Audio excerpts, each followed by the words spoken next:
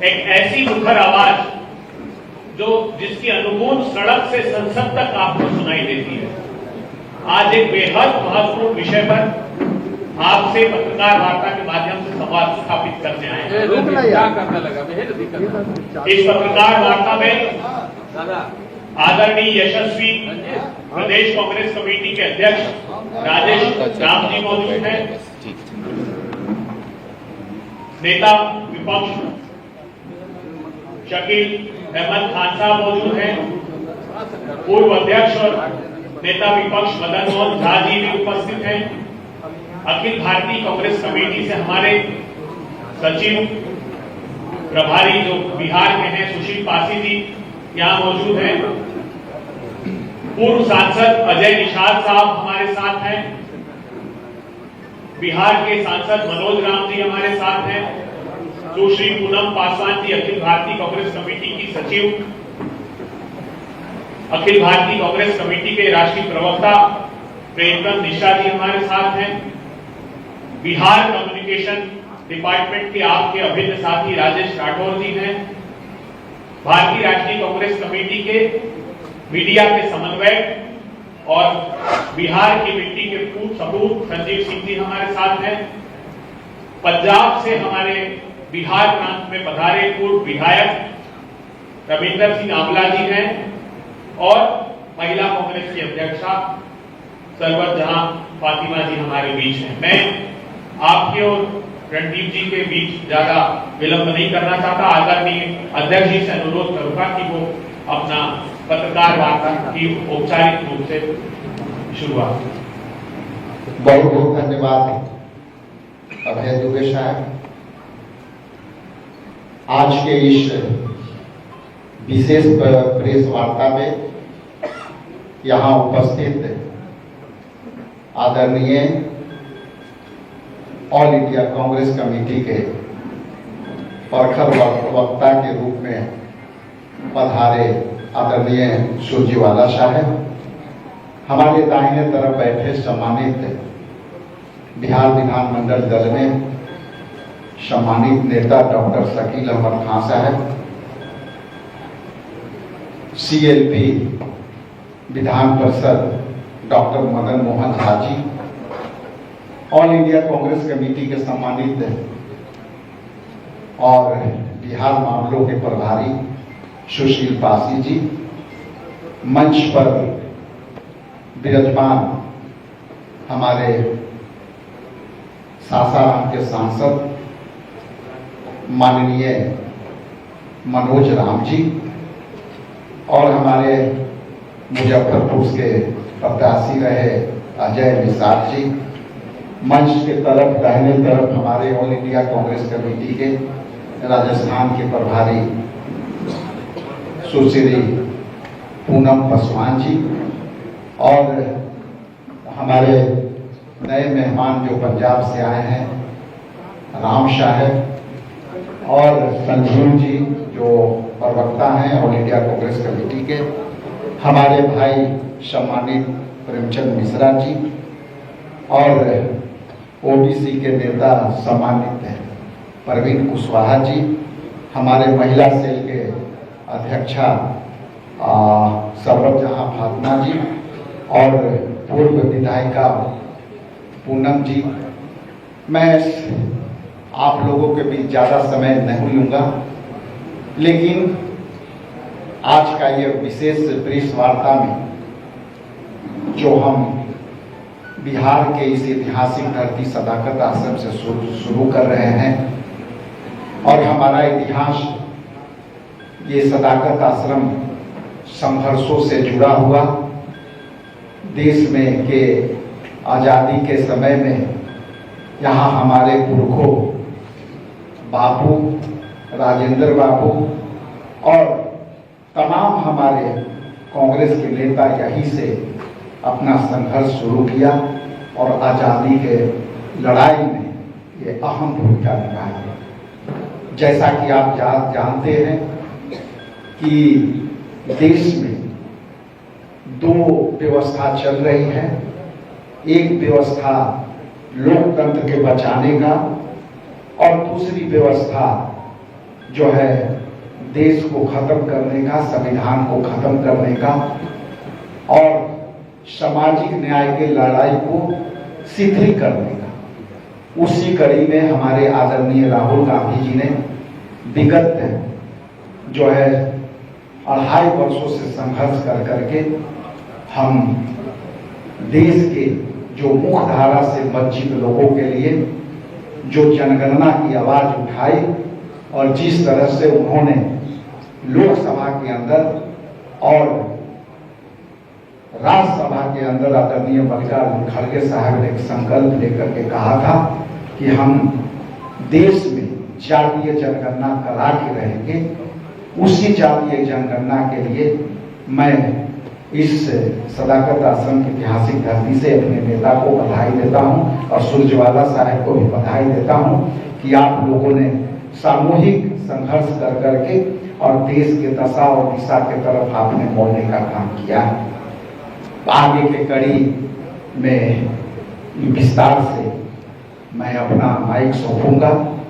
आदरणीय सुरजवाला साहब के बारे में आप जानते हैं कि कितना सॉफ्ट जो स्पोकन पर्सन है और इनकी बातों को पूरा देश समझता है, पूरा देश के तमाम कार्यकर्ता नेता महसूस करते हैं। तो मेरी आग्रह है आदरणीय सुरजवाला साहब से कि आप आगे की पूरी प्रेस वार्ता की चर्चा करने का कृपा करें। बहुत बहुत धन्यवाद। Thank you. नमस्कार साथियों, प्रेस वार्ता की औपचारिकता खत्म हुई। अब जो महत्वपूर्ण विषय है मैं उस पर आपको ले चलता हूं। राजेश भाई, शकील जी, झा साहब, सभी मित्र जो मंच पर विराजमान हैं और पत्रकार साथी जिनसे मिलकर हर बार असीम खुशी, हर्ष का अनुभव होता है, क्योंकि मैं हमेशा कहा करता हूं कि पिछले चुनाव में भी बहुत आपसे आंतरिक पारिवारिक मेल जोल बन गया था और बिहार से जब भी आदमी आता है तो बिहार की धरती से कुछ ना कुछ ज्ञानवर्धन करके जाता है। मैं हमेशा ये कहता हूँ, मैं तो किसान के घर में जन्म लिया तो मैं ज्ञान तो आपको नहीं दे सकता, पर समाज की जो वास्तविकता है उससे जुड़ा एक मुद्दा आपके समक्ष जरूर रखने आया हूं। और कुछ ऐसे तथ्य हैं जिन्हें सुनकर आप भी चौंक जाएंगे, ऐसे तथ्य जो शायद इस देश को भी उनकी जानकारी ना हो। अगर मैं उसका थोड़ा सा आपको अमली जामा बताऊं तो हम जहां जातिगत जनगणना की और वो क्यों जरूरी है उसकी बात आपसे करेंगे सब साथी मिलकर।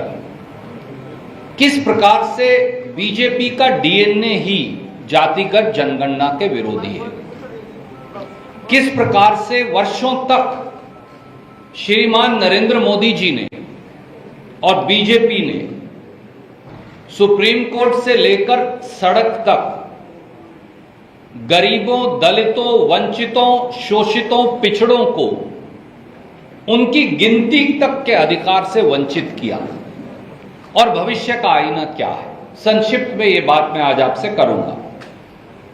साथियों, जातिगत जनगणना वक्त की मांग भी है और सामाजिक न्याय की धुरी भी। गरीबों और मेहनत कशों के दो नारे, जितनी आबादी उतना हक, जितनी आबादी है हमारी उतनी हिस्सेदारी हो हमारी, ये दो नारे हैं जो बार बार आम जनमानस के मुख से हमें सुनते हैं। इसलिए जातिगत जनगणना जो है वो सामाजिक बदलाव और समानता दोनों का उद्घोष है जिसका समय आ गया है। कांग्रेस और जातिगत जनगणना का क्या रिश्ता है? सच्चाई यह है कि कांग्रेस का सामाजिक न्याय और जातिगत जनगणना एक ही सिक्के के दो पहलू हैं।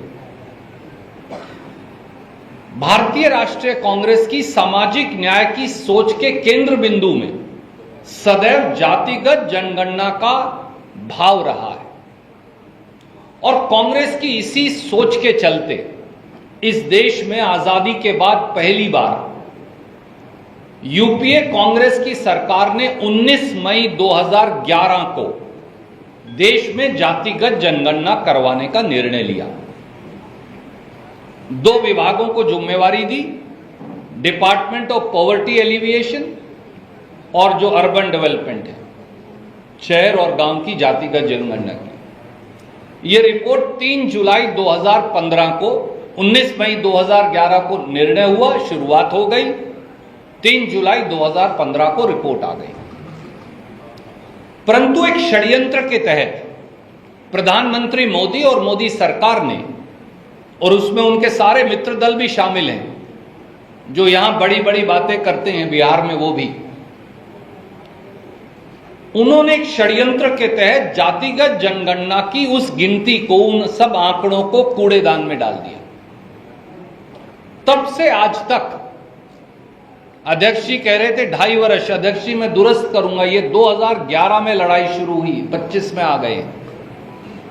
ये लड़ाई 15 साल से चल रही है और 11 साल से श्री राहुल गांधी इसे एक मिशन बनाकर अपने जीवन का इस जातिगत जनगणना की लड़ाई और संघर्ष को लड़ रहे हैं। अब जातिगत जनगणना की विरोधी आरएसएस और भाजपा क्यों हैं, हम क्यों कहते हैं, क्या ये राजनीति है क्योंकि हम उनके विरोधी हैं, या इसमें कुछ सार्थक बात है, वास्तविकता? क्योंकि आप तो इसका आकलन कर लेंगे, हम तो कुछ भी कहें। भाजपा और आरएसएस दोनों पहले दिन से जातिगत जनगणना के विरोधी हैं। क्यों? क्योंकि उनके डीएनए में दलित विरोध, आदिवासी विरोध, पिछड़ा विरोध, शोषित और गरीब विरोध है, इसलिए वो जातिगत जनगणना के विरोधी हैं। उन्होंने 2011 की जातिगत जनगणना की रिपोर्ट को खारिज कर कूड़ेदान में डाल ये साबित कर दिखाया। उन्होंने सार्वजनिक तौर से जातिगत जनगणना का विरोध किया, उन्होंने अदालत में जातिगत जनगणना का विरोध किया, और अब जब कुछ नहीं बचा तो लाचार होकर वो गरीबों, दलितों, वंचितों, शोषितों, पिछड़ों, आदिवासियों की ड्योढ़ी पर उनको झुकना पड़ा। ये सच्चाई है।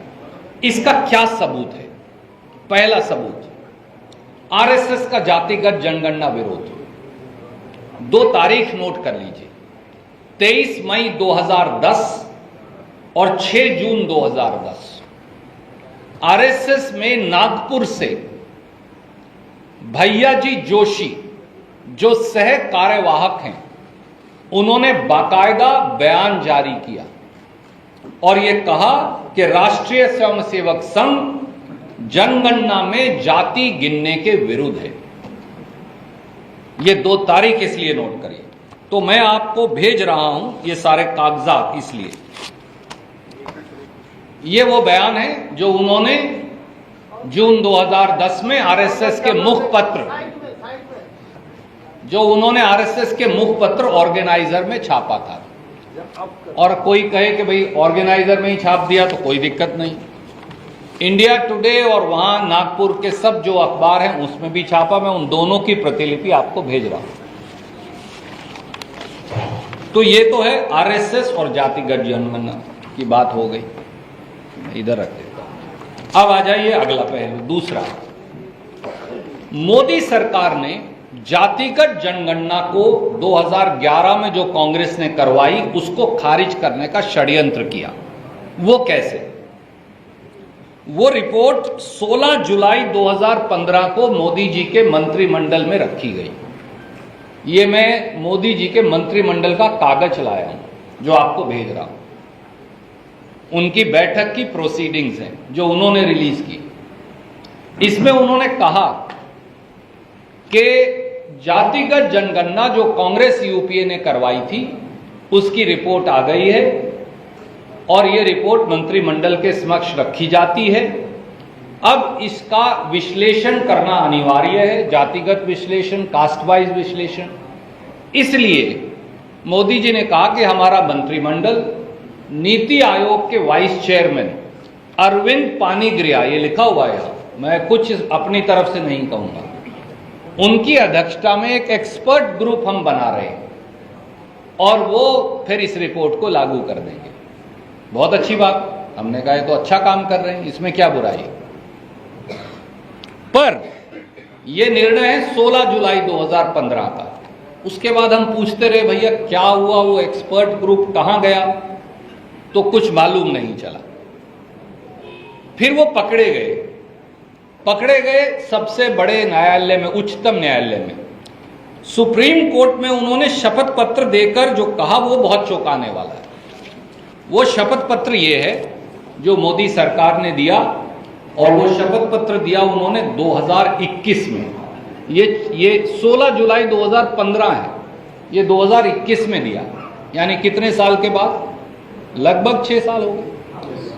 थोड़ा हरियाणा के आदमी की गिनती मनोज भाई कमजोर होती है, इसलिए पूछ रहे हैं। नहीं तो सही है। 6 साल के करीब हो गए। 6 साल बाद जो उन्होंने कहा वो बड़ा चौंकाने वाला है, और वो मैं आपको ये एफिडेविट भी भेज रहा हूं और प्रेस विज्ञप्ति में भी है। उन्होंने कहा कि अरविंद पानीग्रिया की अध्यक्षता में जो कमेटी बनाई थी, एक्सपर्ट ग्रुप जातिगत जनगणना 2011-12, मोदी जी उसका कोई भी मेंबर बनाना भूल गए। 6 साल तक कोई मेंबर ही नहीं बना। मैं नहीं कह रहा, मैं आपको पढ़ के बताऊंगा। और उसकी कभी मीटिंग भी नहीं हुई। अब मैं आपको अंग्रेजी की उनकी 2 लाइन पढ़ देता हूं। It was decided by the cabinet, this is the cabinet decision, 16 July 2015। It was decided by the cabinet to constitute an expert committee under the chairmanship of the then vice chairman Niti Aayog, Professor Arvind Panagriya.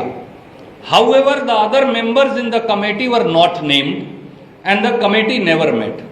As a result, no action has been taken on the data in past 5 years. उन्होंने उठा के उसे कूड़ेदान में डाल दिया। तो जिसने जातिगत जनगणना करवाई कांग्रेस ने, उस रिपोर्ट को उन्होंने कूड़ेदान में डाल दिया। तीसरा पहलू, मोदी सरकार ने संसद में लिखित जवाब में जातिगत जनगणना करवाने से इनकार ही कर दिया, बोले हम नहीं करवाएंगे कभी भी। तो मैं उनका वो लिखित जवाब भी ले आया। ये 2 बार दिया। कांग्रेस के सदस्यों से ने पूछा, एक बार छाया वर्मा जी ने, जो हमारी सांसद हैं पड़ोस में छत्तीसगढ़ से, और एक बार दीपक बैज जी ने, जो वहां के कांग्रेस के हमारे अध्यक्ष हैं। एक सवाल का जवाब दिया उन्होंने 10 मार्च 2021 को, और एक सवाल का जवाब दिया उन्होंने 8 फरवरी 2022 को। मैं उसकी 2 लाइन पढ़ देता हूं, वो क्या कहते हैं। उन्होंने कहा, Union of India after independence decided as a matter of policy not to enumerate caste wise population, यानी हम नहीं करवाएंगे। यही दोबारा फिर दे दिया। तो ये उन्होंने संसद के पटल पर कहा कि हम नहीं करवाएंगे। चलिए, फिर भी शायद मन बदल जाता। उसके बाद मोदी सरकार सुप्रीम कोर्ट गई। एक्चुअली सुप्रीम कोर्ट गई महाराष्ट्र की सरकार। महाराष्ट्र में जब सांझी सरकार थी, शिवसेना के मुख्यमंत्री थे उद्धव ठाकरे साहब, तो हम वहां गए और कहा कि हम पिछड़ों की आबादी के आधार पर महाराष्ट्र में आरक्षण देना चाहते हैं पंचायती राज संस्थाओं में। उसके लिए जाति का डेटा चाहिए। वो डेटा ऑलरेडी उपलब्ध है, क्योंकि 2011 में जातिगत जनगणना हो गई, तो वो हमें दे दीजिए। उन्होंने कहा हम नहीं देंगे। तो पहली कभी होता है देश में कि प्रांत की सरकार ने देश की सरकार पर मुकदमा कर दिया। केस का नाम ही है स्टेट ऑफ महाराष्ट्र बनाम यूनियन ऑफ इंडिया। वहां अब मोदी जी को शपथ पत्र देना पड़ा। जब उन्होंने शपथ पत्र दिया तो आप आश्चर्यचकित रह जाएंगे, उन्होंने वहां 5 बातें लिखकर शपथ पत्र में कही, और वो शपथ पत्र मैं आपको भेज रहा हूं। उन्होंने साइन करके दिया। ये मोदी जी का शपथ पत्र है। इसमें क्या कहा? पहली बात उन्होंने कही, जनगणना के साथ जातिगत जनगणना करवाना सही नहीं है, और ऐसा करवाया तो जनगणना के आंकड़े ही गलत हो जाएंगे। और यह भी कह दिया कि जब पहले भी आप करवाया करते थे 1931 से तक, तब भी वो सारे आंकड़े गलत थे, उनको भी खारिज कर दिया। तो पहली बात कही कि जनगणना जब करवाएंगे, सेंसस करवाएंगे, तो उसमें जातिगत जनगणना नहीं करवाएंगे। दूसरी बात फिर कहा, और ये 2021 में कह रहे हैं, 25 में नहीं, ये भी है, ये एफिडेविट जो है ये 21 सितंबर 2021 का है। उसमें ये कहा कि हमने सब तैयारी कर ली है जनगणना 2021, क्योंकि 21 में ड्यू थी, वो तो अभी हुई नहीं है, इसलिए अब उसमें जाति ऐड नहीं की जा सकती। ये उसके पैरा 17-18 में कहा, मैं लिखकर भेज रहा हूं। तीसरी बात और ज्यादा चौंकाने वाली कही, ये कहा कि जनगणना करते हुए पिछड़ा वर्गों, फिर अब ओबीसी पर आ गए, SC ST को छोड़कर, इनकी जाति का डेटा इकट्ठा करना, मैं आई कोट, प्रशासनिक तौर से असंभव है, ना ये पूरा हो सकता, ना ये सही होगा। यानी सारे ओबीसी हिंदुस्तान के खारिज करके मारे। मैं फिर दोहराता हूं क्या कहा, जनगणना करते हुए पिछड़ा वर्गों की जाति का डेटा इकट्ठा करना प्रशासनिक तौर से असंभव है, और यह ना पूरा होगा कभी, और ना ये सही होगा। और अगली बात, चौथी और ज्यादा चौंकाने वाली, ये कहा कि भारत सरकार ने 2021 के सेंसस में जाति को ना शामिल करना भारत सरकार यानी मोदी सरकार का एक सोचा समझा नीतिगत निर्णय है। और फिर अदालत को कहा कि अगर आपने कह भी दिया कि ये रिलीज कर दो, तो ये बहुत बड़ी पॉलिसी की अवहेलना हो जाएगी, जो आपको अधिकार ही नहीं है सिर्फ हमें। तो अब इससे ज्यादा बड़ा सबूत क्या हो सकता है कि बीजेपी के डीएनए में ही SC ST OBC और जातिगत जनगणना का विरोध है। एक पांचवा पहलू भी है, वो बिहार से जुड़ा है, इसलिए जरूरी है। बिहार ने एक आधी अधूरी गलत जातिगत जनगणना करवाई। जातिगत जनगणना का मॉडल है तेलंगाना मॉडल, उसके बारे में आपसे मैं चर्चा करूंगा अलग से। पर जो भी करवाई उसको चुनौती दे दी सुप्रीम कोर्ट में, और उस मुकदमे का नाम है एक सोच एक प्रयास बनाम भारत सरकार व बिहार सरकार। वहां भारत सरकार को भी शपथ पत्र देना पड़ा। अब जो मोदी जी ने शपथ पत्र दिया, वो दिया 28 अगस्त 2023 को। वो बड़ा कमाल का है, वो छुपा रखा है, किसी के पास है नहीं, तो मैं ले आया उनका, वो भी आपको भेज रहा हूं। ये बाकायदा उन्होंने, उनके दस्तखत मोहर सब लगे हुए हैं इस पे। इसमें उन्होंने ये लिखा, मोदी सरकार ने, बीजेपी सरकार ने, कि बिहार की सरकार को जातिगत जनगणना करवाने का कोई अधिकार नहीं है, और अगर बिहार की सरकार जातिगत जनगणना करवाए भी तो ये संविधान के विरुद्ध है, हम इसे खारिज करते हैं। ये लिख दिया उन्होंने। अब जैसे ये दायर हो गया सुप्रीम कोर्ट में, तो हु हल्ला मच गया। जैसे ही हु हल्ला मचा, तो 10 घंटे के बाद फिर उन्होंने ये वापस ले लिया, फिर ये दायर कर दिया। मैं ये भी ले आया, इस पे भी उनके दस्तखत हैं, ये भी आपको भेज रहा हूं, अभी मेरे दोस्त भेज देंगे, अभय दुबे जी। इसमें से पैरा 5 काट दिया उन्होंने, ये देखिए, एक ही दिन के 2 एफिडेविट है भारत सरकार के। बड़ी अजीब बात है, एक में 4 पैरा है, एक में 5 है, एक ही दिन के 8-7 घंटे का फर्क है बस। वो बताते नहीं कभी भी मोदी जी ये बात किसी को। अब उनके दोनों हैं, ये आपके सामने, आपको अभी भेज देंगे, जरूर पूछ लीजिएगा, नीतीश बाबू से भी जरूर पूछिएगा, क्योंकि कागज के बगैर कुछ कहना उचित नहीं। इसमें फिर लिख दिया नए वाले में भी कि भाई सेंसस करवाने का अधिकार केवल भारत सरकार का है, प्रांत का फिर नहीं है। सिर्फ बिहार शब्द काट दिया, बाकी फिर भी लिखा रह गया। तो आप मुझे बताइए, एक ऐसा राजनीतिक दल जिसका डीएनए, कण कण, सोच, दिशा, चिंतन, विचार, दृष्टि, शपथ पत्र, सब कुछ SC, ST, OBC और जातिगत जनगणना विरोधी है, वो आज जो हैं वो कहते हैं ना, भेड़िया, हमारे यहाँ कहा करते हैं कि भेड़िए ने बकरी की खाल ओढ़ ली है। वो भेड़िया बकरी की खाल ओढ़कर लोगों को भ्रमित करने की कोशिश कर रहा है। एक कहावत है, मैं किसी को भेड़िया नहीं कह रहा, फिर आप कह देंगे पत्रकार मित्र कई बार, पर ये कहावत है हमारे यहाँ गांव की। एक पहलू और देख लीजिए, ये वही नरेंद्र मोदी जी तो हैं जो जातिगत जनगणना मांगने वालों को अर्बन नक्सल कहा करते थे, देश तोड़ने वाला कहा करते थे। ये वही तो हैं जिन्होंने बटेंगे तो कटेंगे का नारा दिया था राहुल गांधी जी की जातिगत जनगणना के विरोध में। पर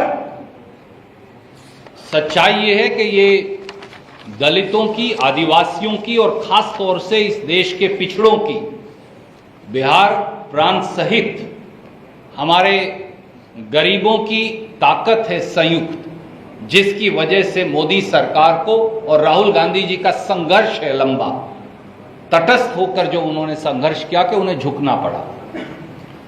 तो हमारा अब केवल आपसे ये कहना है साथियों कि श्री मल्लिकार्जुन खड़गे, श्री राहुल गांधी जी और कांग्रेस पार्टी ने 2019 लोकसभा, 2024 लोकसभा दोनों चुनावी घोषणा पत्रों में यह मांग प्रमुखता से रखी।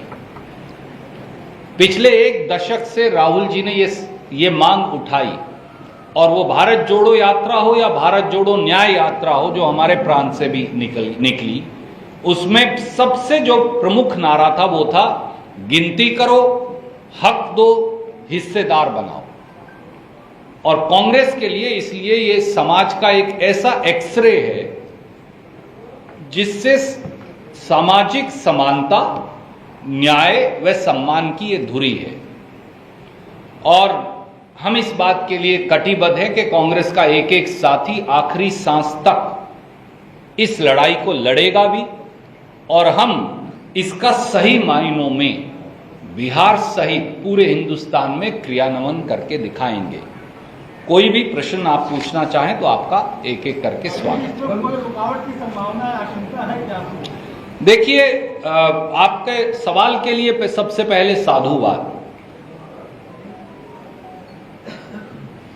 नरेंद्र मोदी जी ने यकायक ये तो मान लिया कि जातिगत जनगणना करवाएंगे, ये सारी बातें कहकर, पर ना तो उसकी शुरुआत की तारीख बताई, ना समापन की तारीख बताई। तो इसलिए एक शंका जरूर है कि कहीं जैसे पिछली बार बिहार की बोली लगाई थी 30,000, 40,000, 50,000, 60,000, 80,000, आए नहीं 8 रुपए भी। वापस चुनाव होने के बाद 8 ही रुपए नहीं आए। तो कहीं ये भी एक शगुफा ना बना के छोड़ दिया जाए गरीबों, दलितों, आदिवासियों, पिछड़ों के अधिकार के इस संग्राम को, सम्मान की इस धुरी को, अगर आप कार के हिसाब से बताऊं तो it's like an axle of the vehicle, इसको वो कहीं चुनावी शगुफा ना बना लें, इस बात की शंका जरूर सिर्फ कांग्रेस के लोगों के नहीं, हर गरीब, शोषित, वंचित, पिछड़े के मन में है। सर दोनों का आ जाएगा एक एक करके। सर आपको लगता है क्या कांग्रेस ने बैकवर्ड लीडरशिप को आगे बढ़ने का मौका दिया है?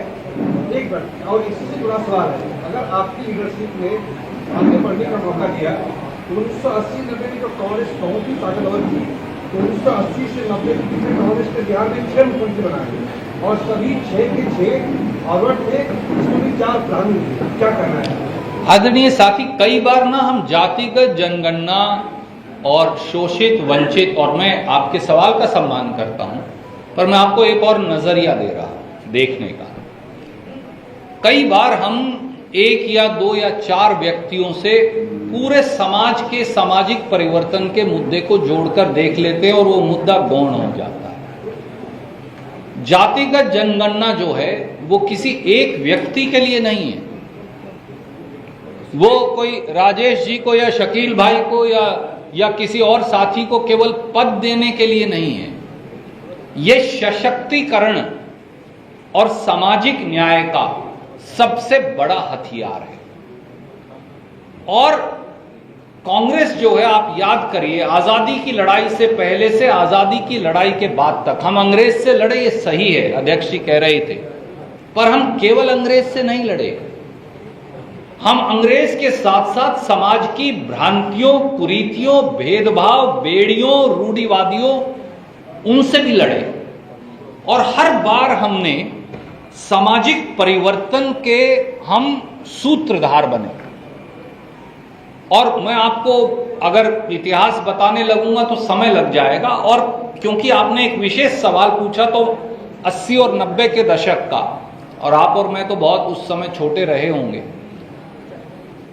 पर आप ये भूल जाते हैं, आपने एक बिहार का तो प्रश्न उठा लिया, पर आप ये भूल गए कि हिंदुस्तान के कितने ऐसे और प्रांत थे।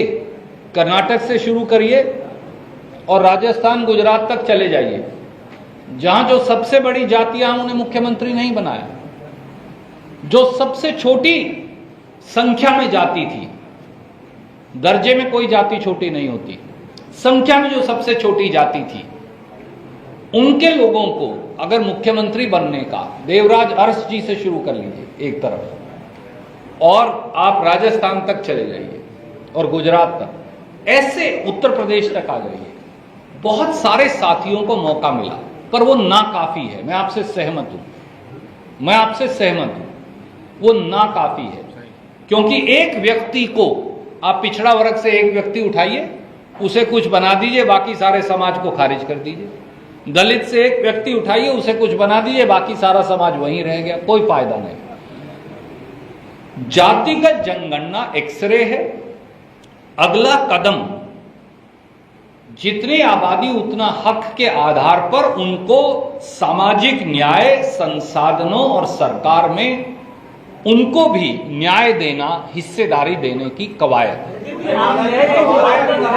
After him I will come back. उस वक्त लेकिन सरकार में तो आप ही थे ना, सरकार में तो आप कैसे करें जो गलती हुई है।